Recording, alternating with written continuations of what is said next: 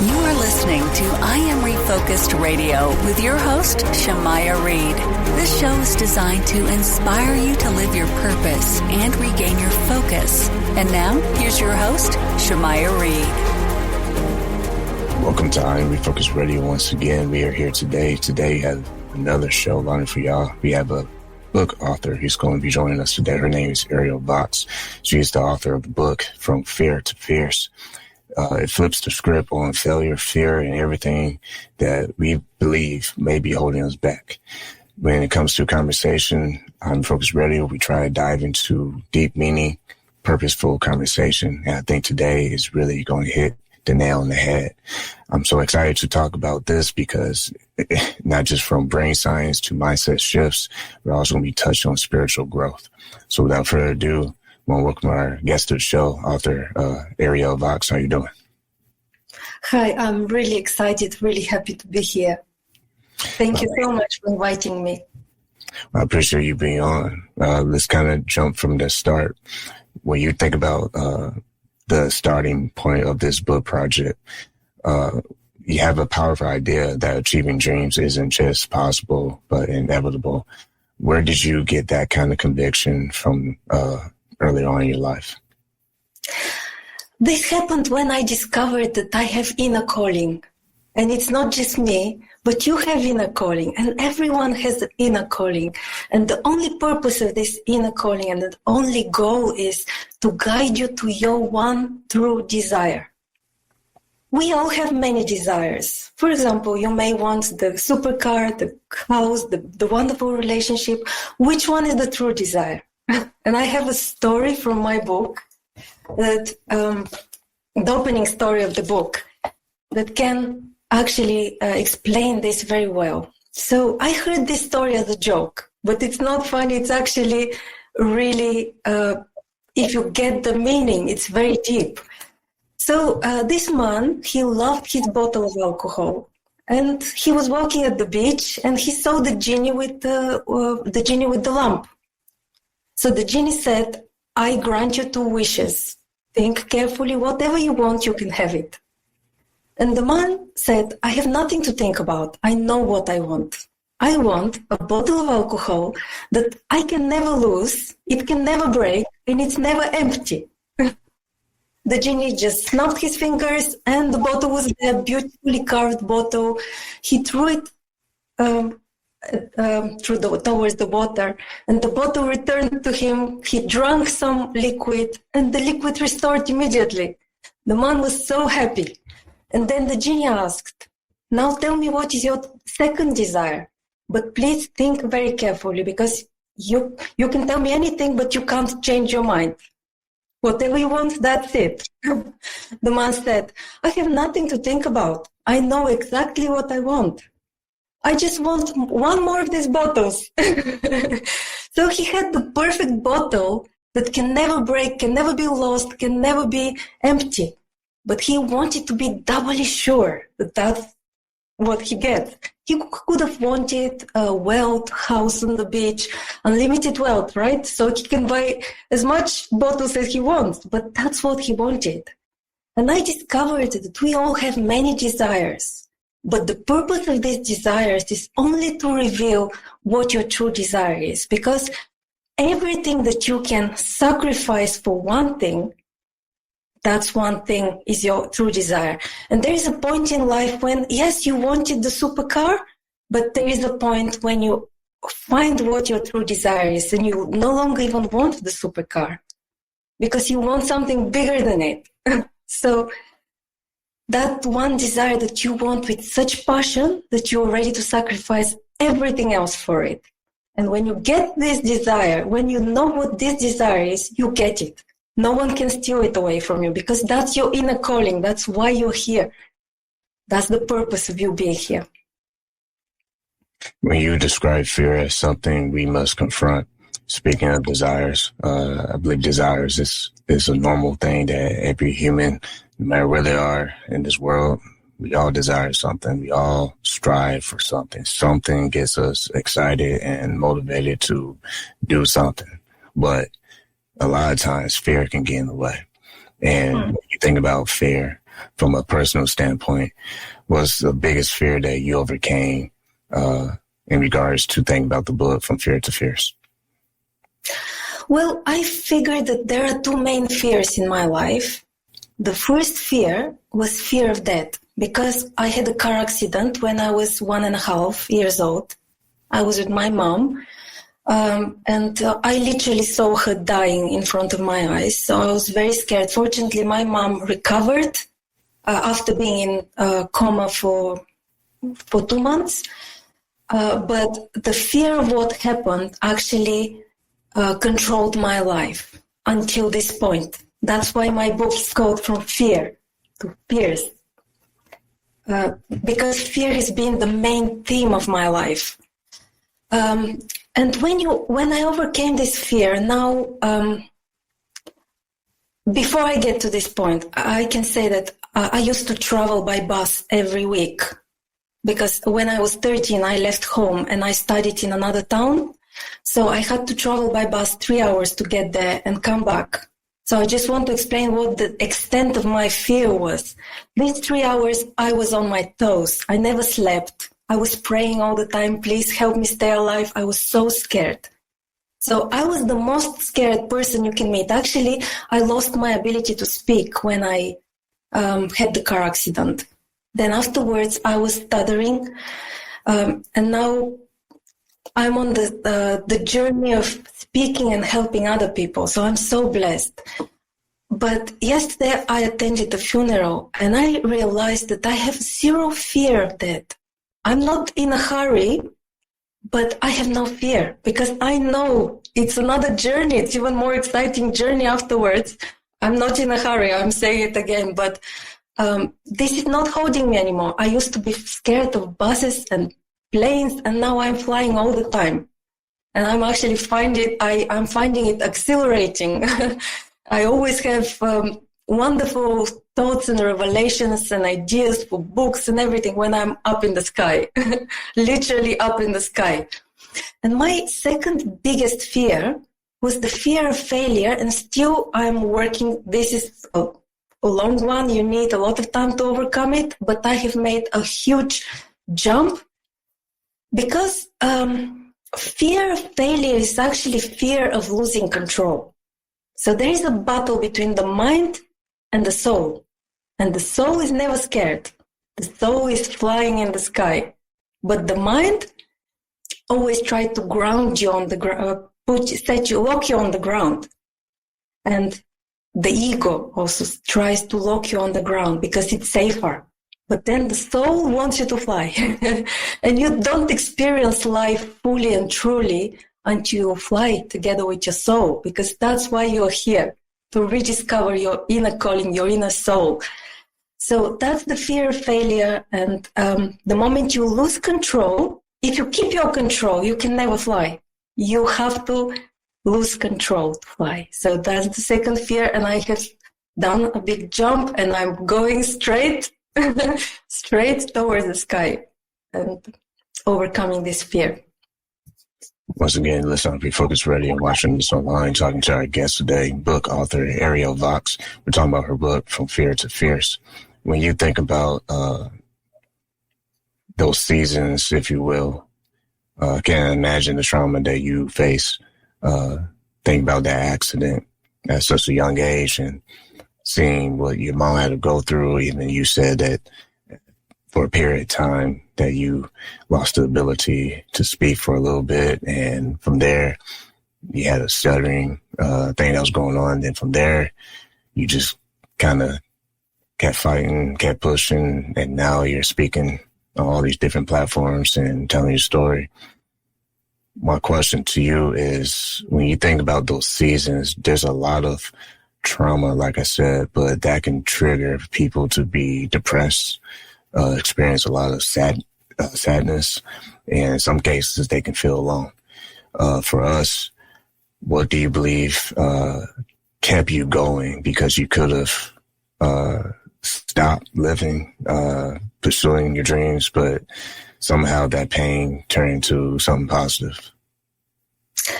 Well, I realized, and that's not something you realize just like that. It's a journey of realizing it, and you realize it on a deeper and deeper level, that unhappiness is simply a messenger, and it's here to reveal happiness. Because if you think about darkness, darkness doesn't exist.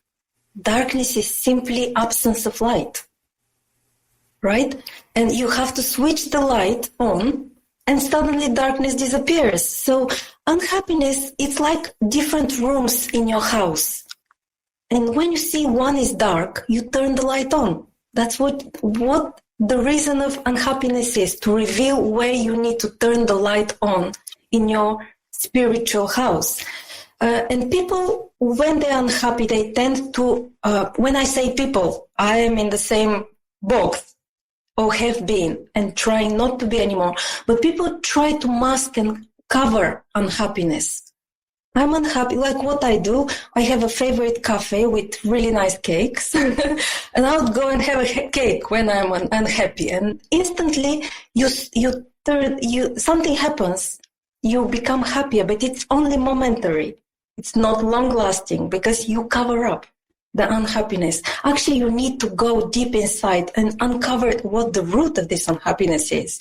Because if you think of children, when a child is unhappy, they are unhappy just for one moment. The next moment you give them something, you smile at them, you tell them something, they're instantly happy.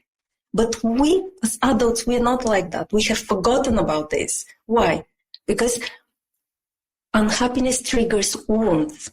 Children don't have the same wounds like what we have as adults. So you need to face your wounds. You need to heal them. And that's the only way to actually overcome unhappiness and become happy. The true way to happiness is through unhappiness, uncovering all the layers. So don't kill the messenger. Messenger is here to help you. It's like the walnut has a shell. If you want to eat the walnut, you can't just throw it because it has shell. You have to crack the shell and eat the blessing, right? So if you think about it, when you cut your finger, what hurts is not the cut. It's the inflammation. And who creates the inflammation? It's your body that creates it. Because the way the body heals the wound is by attacking it. The body will send destroyer cells. It will send white blood cells, right? And it will create inflammation, which creates pain. Because the body has to attract your attention in some way, shape or form, right? And it has to heal the wound, and that's how the body is healing it. So if your physical body is healing a wound by attacking it, why would your spiritual body do something different? And when you think about everything you said, like you said about the walnut, the blessing inside, that can be a great metaphor of life can crush you at times. And sometimes the biggest blessing is when you pause and figure out what is the bigger picture in all of this. Because when you think about a lot of times pain, it stops you in your tracks. It's not something like you just, oh, that hurt. It's more like you stop everything you're doing. It interrupts your whole entire life, your whole routine, your whole process, and you give your full attention to that pain. I mean, it grabs you, it grips you. When you think about how you can redirect that pain into something that's positive, that will fuel you towards success. When you think about the challenge that people face in that, what are some ways that you feel that can help them to handle it correctly? So, when you think of challenges, obviously it's related to stress. And anywhere on the internet space, online, you would hear that stress is something bad.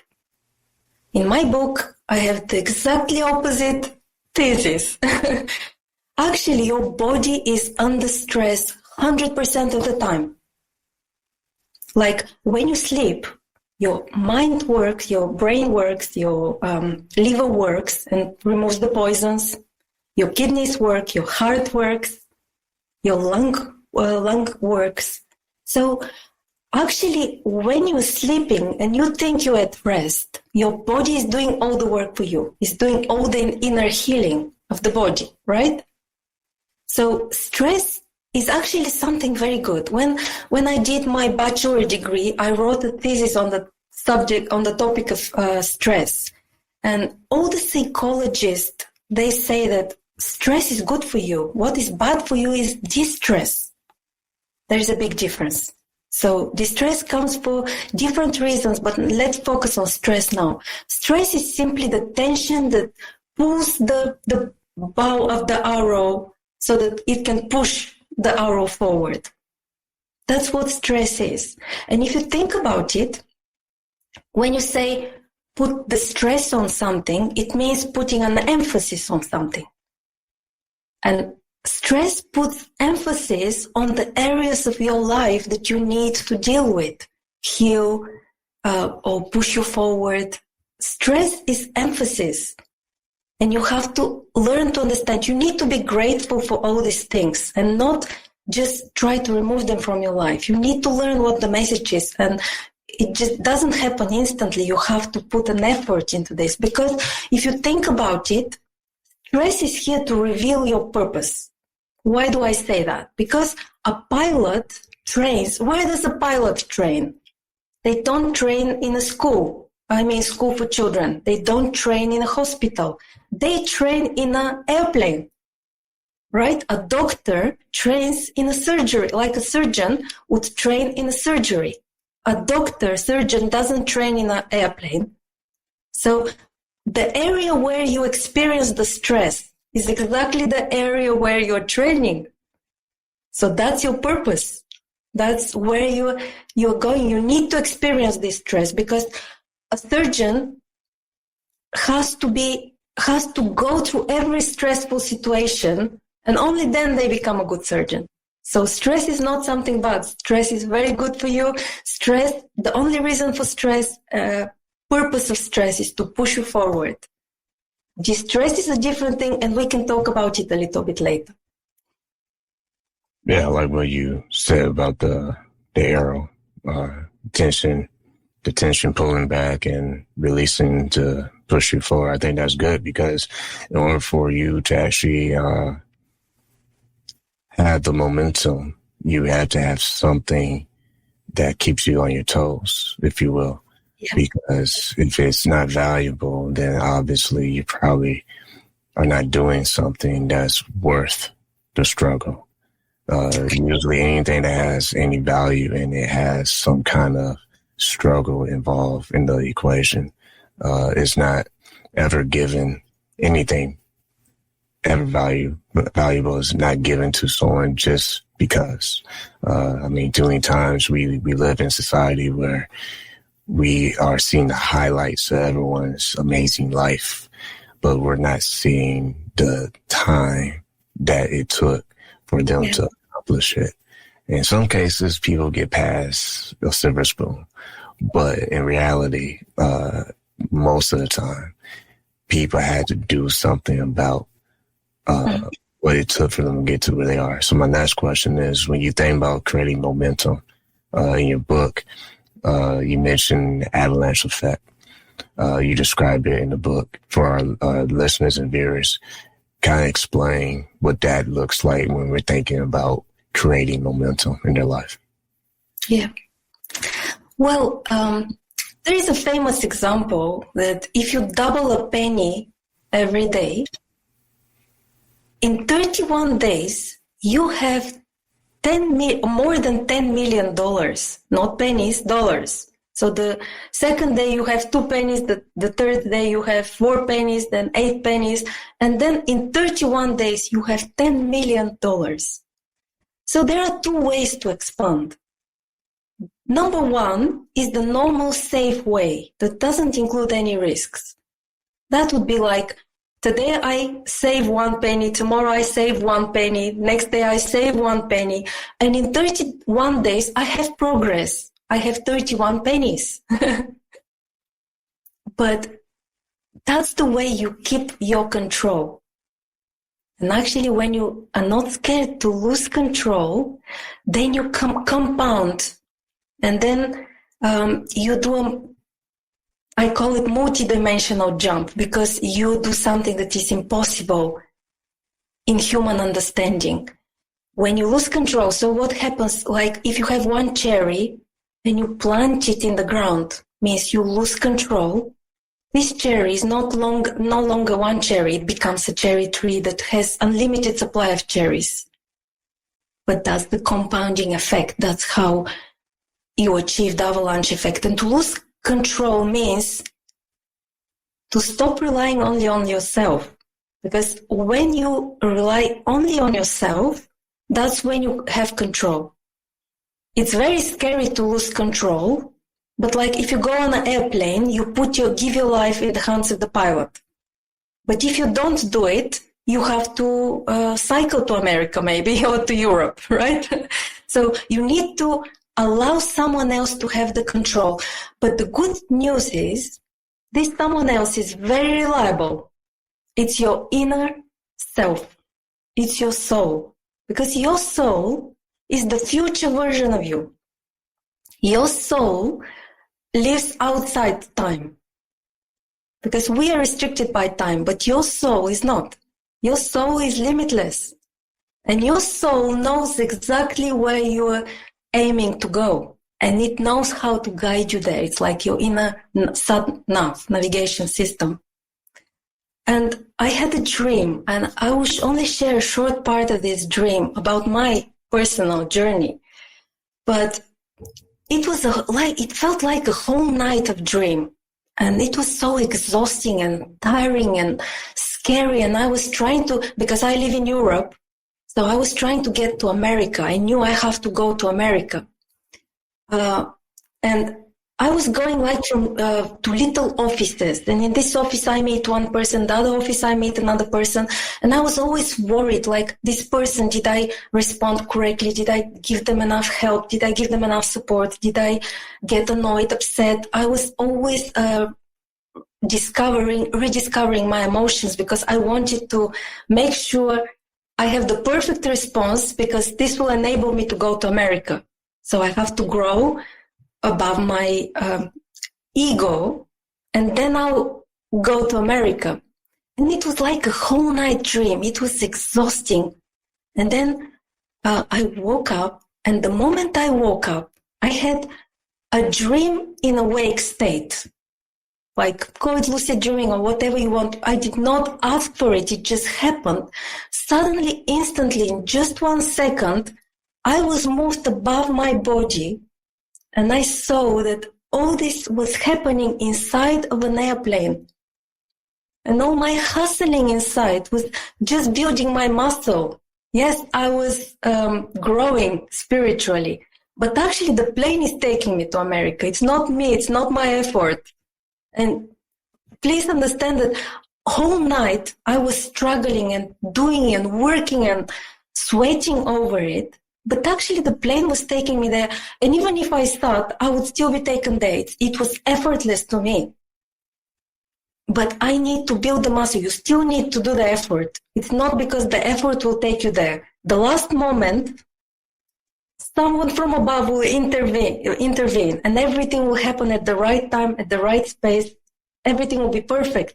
But you still need to do the effort, because that's your muscle exercising, so you can carry more weight when you get there. Because anything you face in advance, you don't have to face afterwards. It's better to be prepared.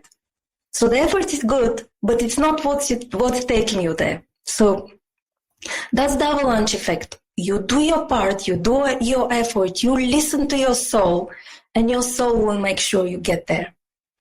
In an impossible way, like avalanche. Not like just a little tiny snowball. It will be like an avalanche. It will just happen. I've experienced this many times in my life. So I'm not speaking from, from anything, but through experience. I wouldn't say it if I didn't experience it. Again, this on Refocus Radio, watching us online. Time went by fast, but got one more thing I want to say. When you speak of avalanche and how you described it, I think that's a great way to look at. Also, once an avalanche starts, there's really no way anybody can stop it. Exactly. And I want to say that because earlier in the interview, you mentioned about how you used to ride buses for 3 hours, and you still at that time had fear of, certain type of travel, cars, or whatnot. And what you said about the dream, and then at that point in time, the airplane got you to your destination. You did have to become the pilot. I think that's what stops people from experiencing that avalanche of momentum. In other words, when they are in the trenches, in the lab, however you want to describe it, building themselves, educating themselves, preparing themselves, doing the boring work, if you will. All that boring work, it positions you to have that avalanche effect where momentum switches over, and now people around you and other resources around you start to chase after you and what you're trying to do, and they actually help you get to your destination as well. And like you said earlier about the process of meeting all these different people in the dream led to other bigger things, other bigger opportunities. And when we say big, a lot of times it can be superficial. It can be more of a big moment where if you don't do something right now, you end up sabotaging yourself. So my last question to glue all this together in your book is, when we really focus on from fear to fierce, there's something that triggers a person to just do what's necessary and then let go. What's your thoughts on that? You mentioned self-sabotage, and self-sabotage is a very exciting topic, which I only discovered recently, actually. I only recently started thinking about it. And I realized that self-sabotage has 3 different forms. So one is, I'll give you procrastination as an example. So people think procrastination is laziness. It's absolutely not laziness. It's anything but laziness. And here it's what it is.